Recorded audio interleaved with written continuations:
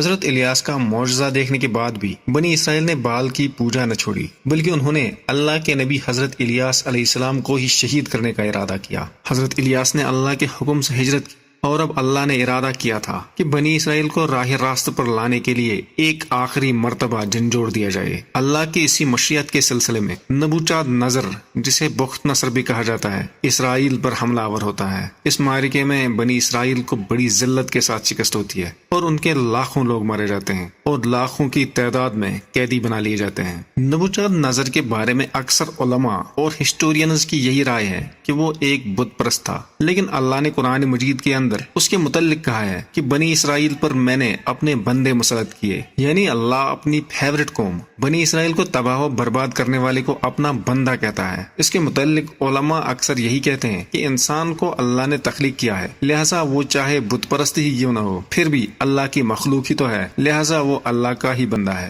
علماء کی یہ بات بھی صحیح ہے، لیکن بال کے متعلق ریسرچ کرتے کرتے اللہ نے میرے ذہن میں ان آیات کی جو حکمت ڈالی، میں آپ کے سامنے بیان کرتا ہوں۔ کنعان کی سرزمین پر اللہ نے بنی اسرائیل کو بال کی پوجا کا خاتمہ کرنے اور بال کے ظالمانہ سسٹم کو جڑ سے اکھاڑنے کے لیے آباد کیا تھا، لیکن انہوں نے ایسا نہیں کیا، بلکہ انہوں نے خود بھی اسی سسٹم کو اپنا لیا اور اس کے اعلی کار بن گئے اور اللہ کے نبیوں کو شہید کیا۔ نبوچاد نظر کے ایک حملے نے اس بال کے سسٹم کو جو چوٹ پہنچائی، وہ بنی اسرائیل صدیوں سے نہ پہنچا سکے۔ تاریخ گواہ ہے کہ بال پرستی کا ڈکلائن نبوچاد نظر کے اسی حملے سے شروع ہوا۔ اللہ کا نبوچاد نظر کو اپنا بندہ کہنے میں ہو سکتا ہے یہی حکمت ہو کہ اس نے وہ کام کیا جو بنی اسرائیل کو کرنا چاہیے تھا۔ واللہ اعلم۔ نبوچاد نظر کے اس حملے سے بنی اسرائیل کی ایسی تباہی ہوئی کہ وہ تتر بتر ہو گئے، لیکن اس حملے سے یہ فائدہ بھی ہوا کہ بال پرستی کی کمر ٹوٹ گئی۔ اللہ کا ارادہ تھا کہ بنی اسرائیل کو ایک اور موقع دیا جائے، لہٰذا جیسے تیسے کر کے بال پرستی پھر سے جاری رہی۔ بال کا یہ سسٹم کمزور تو ضرور ہوا، لیکن پوری طرح سے ختم نہ ہوا۔ بنی اسرائیل کو ایک اور موقع دینے کے لیے اللہ نے انہیں اسیرین ایمپائر کی قید سے سائرس دی گریٹ کے ہاتھوں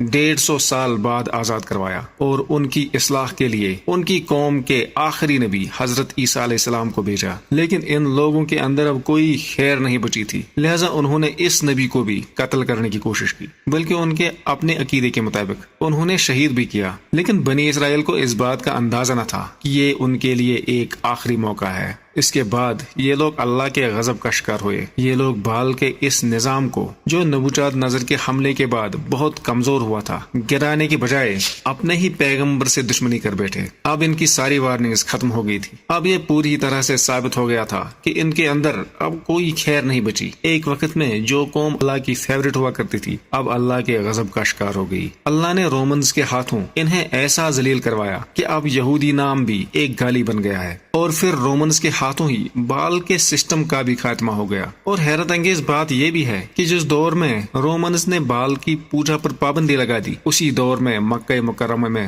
بت پرستی کا آغاز ہوا۔ اس کے پیچھے بھی ایک نہایت حیرت انگیز اور گہرا راز ہے، جو جان کر آپ کے رونگٹے ضرور کھڑے ہو جائیں گے۔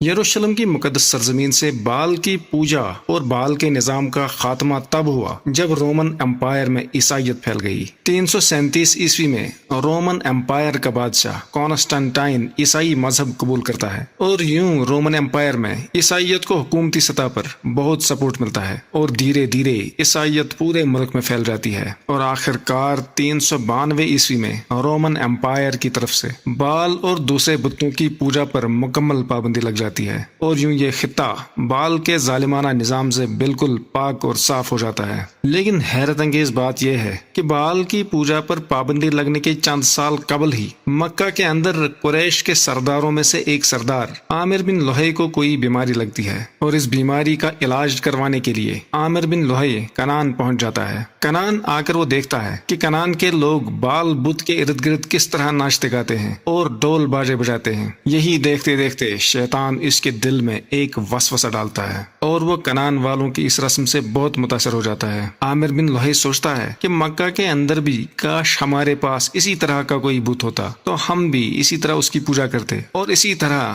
ڈول باجے بجاتے۔ اسی سوچ کے ساتھ عامر بن لوہی بال کا ایک بت اپنے ساتھ مکہ لے جاتا ہے، اور اسے حبال یا حبل نام رکھا جاتا ہے، اور اس بت کو کعبے کے اندر رکھا جاتا ہے۔ یوں یہ شیطان بال اللہ کے مقدس گھر خانہ کعبہ کے اندر پہنچ جاتا ہے۔ ہے۔ اس ساری ٹائم لائن کو دیکھتے ہوئے ایسا محسوس ہوتا ہے کہ جیسے شیطان بال کہہ رہا ہو کہ حضرت ابراہیم علیہ الصلوۃ والسلام کی نسل کی ایک شاخ کو ذلیل و خوار کر چکا ہوں، اور اب حضرت ابراہیم علیہ الصلوۃ والسلام کے نسل کی دوسری شاخ یعنی حضرت اسماعیل علیہ السلام کی اولاد کی باری ہے۔ اور شاید یہی وجہ ہے کہ جب عبد المطلب اسی حبل بت کے سامنے تیر پھینکتے تو بار بار رسول اللہ صلی اللہ علیہ وسلم کے والد حضرت عبداللہ کا نام آ جاتا۔ شاید یہ شیطان بال نہیں چاہتا تھا کہ حضرت عبداللہ اس دنیا میں رہ کر اللہ کے اس بندے کو دنیا میں لانے کا وسیلہ بن جائے جو عرب کی اس مقدس سرزمین کو بال کے اس شیطانی نظام سے پاک کر دے۔ لیکن اللہ کا فیصلہ آ چکا تھا۔ اللہ نے اس شیطانی نظام کے دن گن رکھے تھے اور اللہ کی مرضی کے مطابق ایسا ہی ہوتا ہے۔ اسی حضرت عبداللہ کے ذریعے سے رسول اللہ صلی اللہ علیہ وسلم دنیا میں آتے ہیں اور اللہ کے حکم سے